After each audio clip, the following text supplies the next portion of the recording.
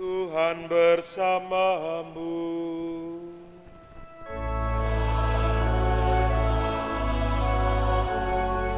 Inilah Injil Yesus Kristus menurut Santo Matius.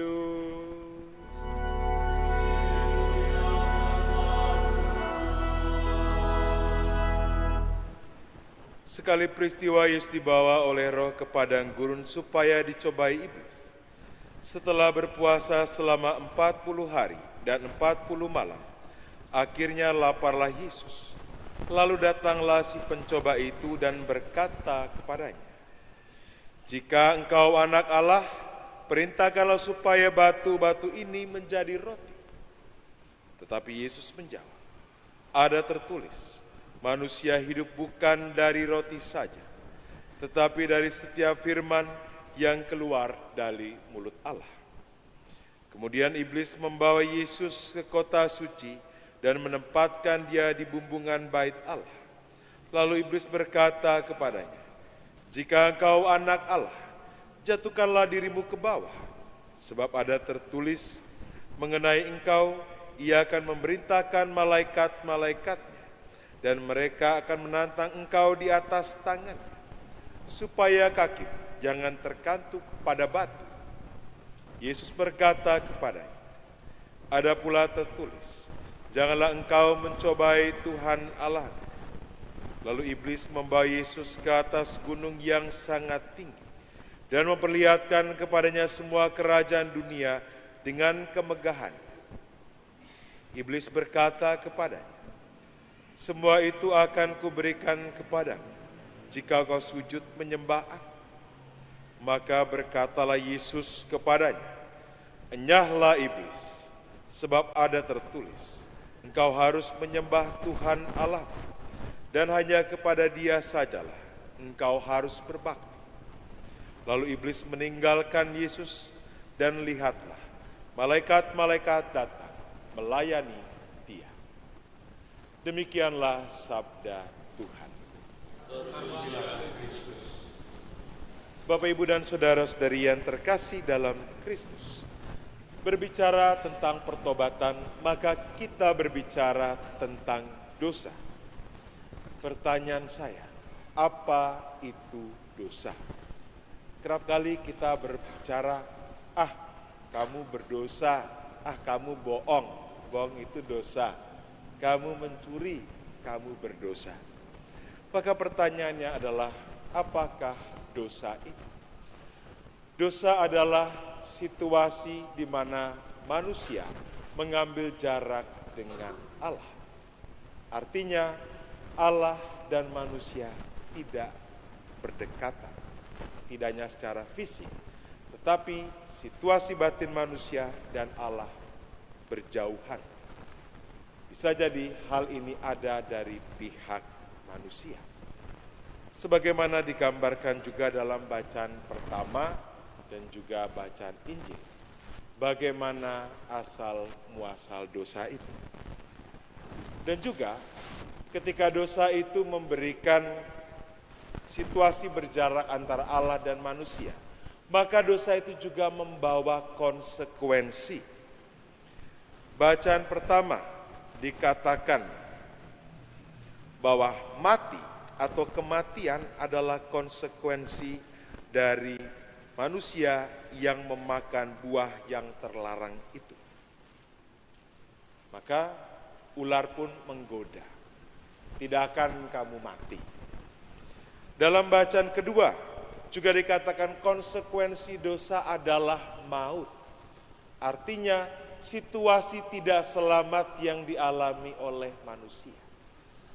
Maka dosa bukan hanya sekedar putusnya relasi Allah dengan manusia, tetapi memberikan dampak kepada manusia, yaitu kematian atau maut itu sendiri. Maka dosa memberikan dampak. Lalu pertanyaan berikutnya, apa yang membuat kita berdosa? Apa yang membuat kita mengambil jarak dari Allah?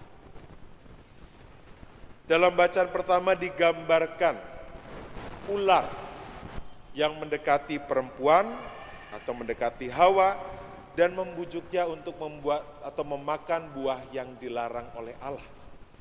Ular berkata, "Sekali-sekali kamu tidak akan mati. Percayalah, tidak ada konsekuensi akan kematian." Atau juga di dalam bacaan Injil digambarkan tentang iblis sebagai penggoda itu sendiri. Sedangkan dalam beberapa tulisan dan dalam sumber, iblis atau dituliskan dalam bahasa Yunani itu adalah diabolos, yang artinya adalah penggoda. Seseorang, sosok yang memang menggoda, memecah belah pikiran, dan membawa kita semakin jauh dari Allah. Maka wujudnya adalah dalam bacaan pertama itu ular, dan dalam bacaan Injil itu ada dua yang disebutkan, iblis dan si pencoba. Tentu ini berbeda dengan gambaran iblis setan yang ada kita dengar dalam film-film atau kita lihat dalam film-film horor. Mungkin rambutnya panjang, warna putih jubahnya, mukanya tidak kelihatan ataupun menyeramkan dan segala macam. Rupa-rupanya tentang si penggoda ini tidak se-ekstrim itu. Bisa jadi juga tidak seseram itu. Maka digambarkan ular dan juga iblis ataupun juga si pencoba. Maka berikutnya saya ingin memfokuskan adalah bagaimana si pencoba atau iblis ini menggoda kita, membawa manusia ke dalam dosa atau mengambil jarak dari Allah. Bacaan pertama, ular merayu si perempuan atau Hawa ini, "Yuk makanlah, gak apa-apa loh." Atau dalam bahasa sekarang digambarkan, "Udah gak apa-apa, ambil aja. Allah gak akan mungkin marah, Allah gak akan mungkin menghukum." Maka si perempuan ini tergoda dan mengajak suaminya untuk makan. Mata mereka terbuka, dan dalam ayat berikutnya digambarkan bahwa mereka diusir dari Taman Eden. Bacaan Injil, Yesus digoda 3 kali. Yang pertama, ketika Yesus sedang lapar, iblis datang, "Ubahlah batu menjadi roti." Kita pernah mendengar kisah ini ketika bangsa Israel dibawa keluar dari Mesir. Mereka berjalan dari padang gurun yang cukup lama.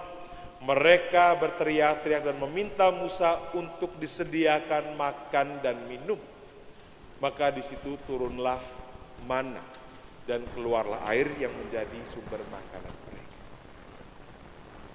Tapi Yesus mengatakan bahwa hidup itu tidak hanya dari roh. Yang kedua, Yesus dibawa ke kota yang suci. "Jatuhkanlah dirimu, maka malaikat-malaikat akan menangkapmu supaya kamu tidak jatuh." Lalu Yesus berkata, "Jangan engkau mencobai Tuhan Allah." Dan yang terakhir adalah ketika Yesus dibawa ke tempat yang tinggi, diperlihatkan segala kemegahan kota kerajaan yang ada.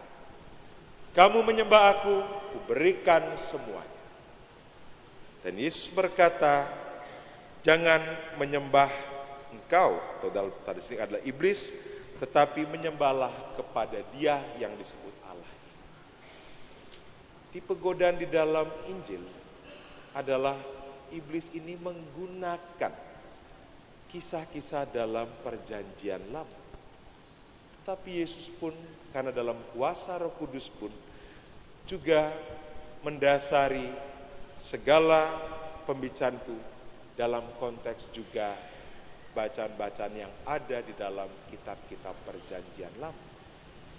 Maka iblis ini cukup cerdik.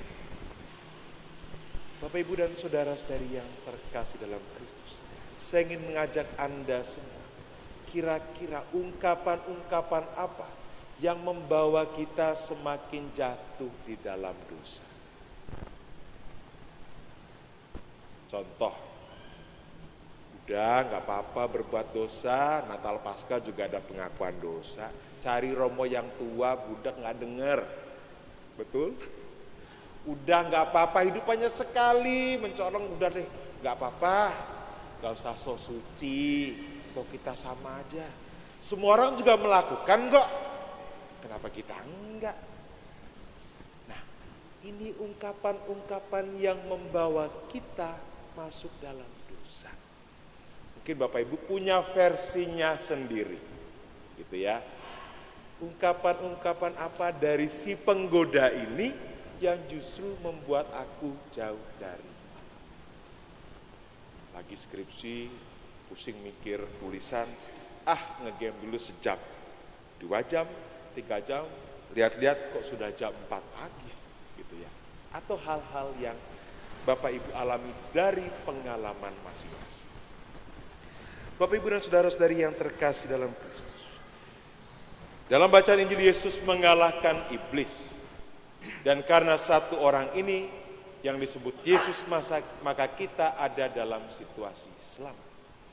Maka Yesus yang dapat mengalahkan iblis juga bisa kita lakukan. Inilah harapannya, kita pun bisa mengalahkan. Kita juga mungkin ingat kata-kata yang membuat kita semakin kuat akan pegangan hidup kita. Biasanya kalau orang tua, kalau ketemu saya di depan pasuran, ayo jangan nakal nanti diomelin Romo. Romonya jadi kesan galak, tetapi juga itu sebagai salah satu bahwa yang dilakukan itu keliru. Gitu ya.